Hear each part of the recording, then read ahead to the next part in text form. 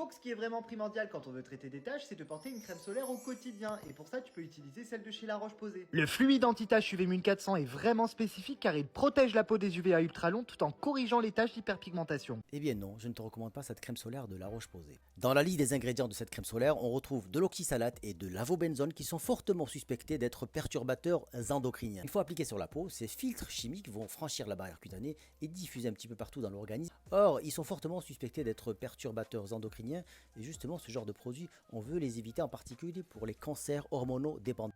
Par exemple les cancers du sein, de la thyroïde, etc. Ces filtres ont également une écotoxicité aquatique, c'est-à-dire qu'ils sont néfastes pour les algues, les plantes ou encore les poissons, et ils vont s'accumuler dans l'eau et les sédiments. On retrouve également dans cette crème solaire des filtres UV photo-instables, comme par exemple l'avobenzone, qui après exposition à la lumière va se dégrader en sous-produit potentiellement encore plus nocif, à la fois pour le corps humain et l'environnement.